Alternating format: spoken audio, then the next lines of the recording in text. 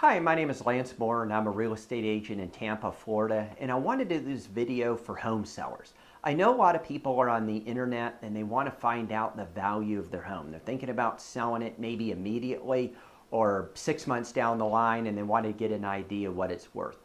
And they're going on different websites like Zillow, which is just a joke, but anyhow, they're going on Zillow and they're filling out market evaluations, and they're going on Google and typing in Tampa home prices or Tampa home values.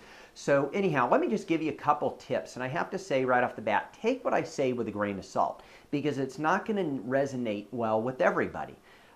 So first thing you need to know when you're looking at getting the value of your home, first, it depends on how good the real estate agent is or how good the appraisal is. There's a lot of bad appraisers, and there's of course a lot of bad real estate agents. Everybody knows that. But you want to get someone who knows what they're doing and someone who gives a correct evaluation. I can't tell you how many times I would follow up a real estate agent and I would ask the home seller, I'd say, well, what'd they give you?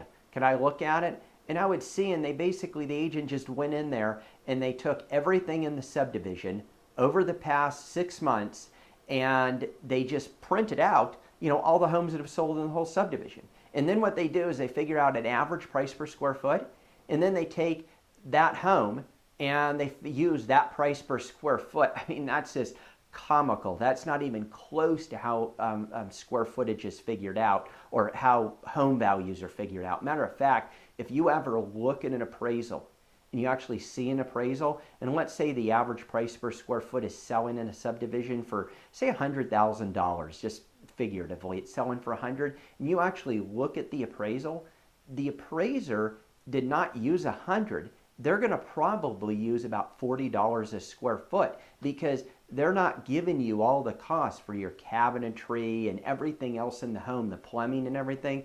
So it's just based off of just square foot. But I'm not here to really go over that. What I want to tell people is I want to talk a little bit about the pricing, how important pricing a home is. If you price the home too low, you're going to lose money. Everybody knows that. But what people don't know is if you price the home too high, you're going to lose probably just as much money, if not more. And I have statistics from the National Association of Realtors to back this up. So I'm just not giving you a theory here. And not to mention, I've dealt with thousands of people over my real estate career, and I could tell you when they overprice a home, it's like shooting yourself in the foot. So the one thing that people do, and I go in and I'll talk to them and they'll say, well, we want to sell our home, but we're not really in a hurry. And I completely understand that. But here's the thing. Whenever you're selling a home, you don't want to be in a rush and you don't want to underprice the home, but you need to do your due diligence because you need to have a goal. And I tell all my sellers, the ones that will listen to me, all my sellers, look, we need to have a goal to sell this within 1 to 2 weeks because you want to capture buyers. The shorter a home is on the market, the shorter time period, the less negotiating power that someone has, a buyer has. Example, you're a buyer, you go out and look at a home, it's only been on the market 6 days. Do you really think you have a lot of negotiating power? Believe me, no, you don't. Even if the home is overpriced, you still don't have a lot of negotiating power because it's only been on the market 6 days. Now, let's say the home's been on the market 166 days. Even if it's priced right, do you think you have negotiating power? Of course you do. So, and keep in mind, there's only 3 things that are going to sell a home. It's like a piece of pie. You have to have all 3. They're all as important as the next. But it all starts with the price, because price is the common denominator. The second thing you need to do is conditioning. Most people don't condition their home. I'll get into other videos in this. This is an advantage to you as a seller. Can you imagine going out to a brand new home and the thing is dusty, it's dirty, it has dings in the wall. I mean, it's really hard to show because no one's ever home. They don't have any floor plans or they don't have any information to give you on the home. Can you imagine that? Builders would never sell anything. And the third thing is marketing. This is a whole other story because I'm just amazed. Agents that are in the business, they list homes, they can't take professional pictures, or they can't put descriptions on it, or you call them up, you can't get a hold of them, but that's another thing. So let me talk about pricing, but it's important you know all these things, what it takes to sell a home. So pricing. Let me give you some statistics by the National Association of Realtors, and take this with a grain of salt. I know a lot of people aren't going to like what I have to say because it'll probably hit you between the eyes. And some of you are just in flat out denial. But I hope this helps, and I don't mean to be too straightforward with you, but I think that's what deep down people really want, because we all know most realtors are like politicians. They'll say anything to get your listing, and unfortunately, sellers fall for that all the time. So anyhow, so let's take market value. If you price your home at market value, you're only going to have it open to 60% of the home buyers. And people say 60%, what about the other 40%? Well, you have to keep in mind, people are looking for homes for different reasons. If someone's buying a home and they're an investor and they want to rent it out, their number one goal is it going to rent fast, and what can I rent it for? What's my rate of return? If someone's buying a home and they want to fix it up and flip the home, well, they're going to have to get a really good deal. So there's different reasons why it's only 60%.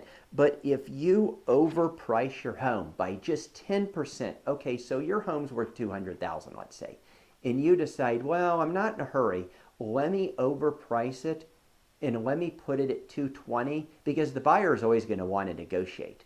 Well, that's what a lot of people think. So they priced it at $220.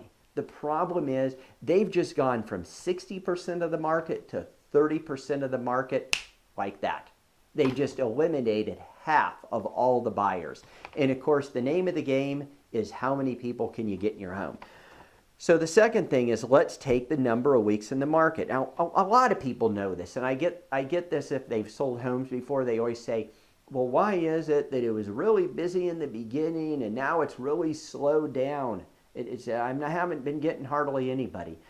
Depending on the price range of your home and the marketing that your agent does, the average time period is a month. And you're going to see after about 4 weeks, 3 weeks, 4 weeks, the buyers are going to really start trailing off. Don't think if you get a bunch of buyers in the first week or 2 weeks, it's going to be like that the whole time. No, it's going to really dip. So it's really important. You have a small window of opportunity. If I go out to a home and it's, let's say, $100,000 in our area, I mean, if that home isn't sold within a week, I'm thinking this thing has a problem with pricing, because we're going to get a ton of people, because there's a lot of fish swimming in that sea. If it's a $400,000 home, I understand it's not going to sell in a week or 2 weeks, but you have to have a goal. You have to go in with a game plan.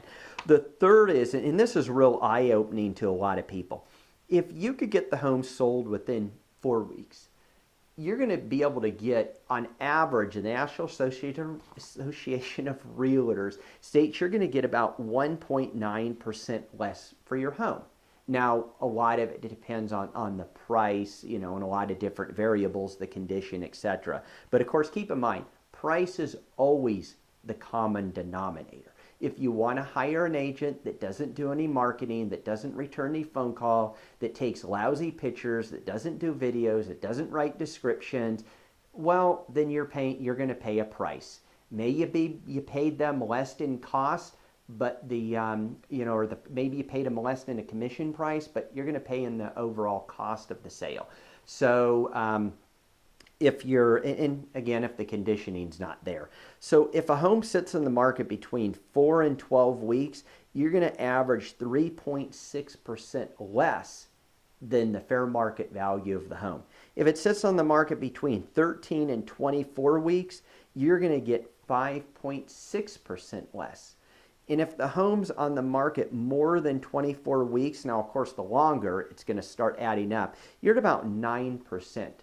So can you imagine not being in a hurry, and instead of getting $200,000 for the home, which is what you should have gotten, you get $189,000, or let's say even worse, you should have gotten $200,000 for the home, but you didn't get 200. Maybe you priced it at 220, you lowered it to 215, you lowered it to 210, you lowered it to 200, which opened it up to a whole bunch of different buyers. You got a buyer that came in, but the problem is it's been on the market 158 days. You're going to, on average, get about 180,000 for that home. That's how important pricing is. And again, you don't have to listen to me. Take what I say with a grain of salt, but these are statistics, and I could tell you that this is true. When buyers are buying homes, and think back when you bought a home, they always want to know, how long's the home been on the market? Everybody wants to know that. If you have any questions about selling a home, marketing a home, anything, what's going on in the Tampa real estate market, please don't hesitate to give me a call. I also have a lot of these educational videos on pricing, conditioning, how to hire agents, etc. So you could search in YouTube or whatever place you found this on, or just go to my YouTube channel. I have all this stuff. I hope this helps, and I wish you the best of luck. I really do. Take care, and thank you very much.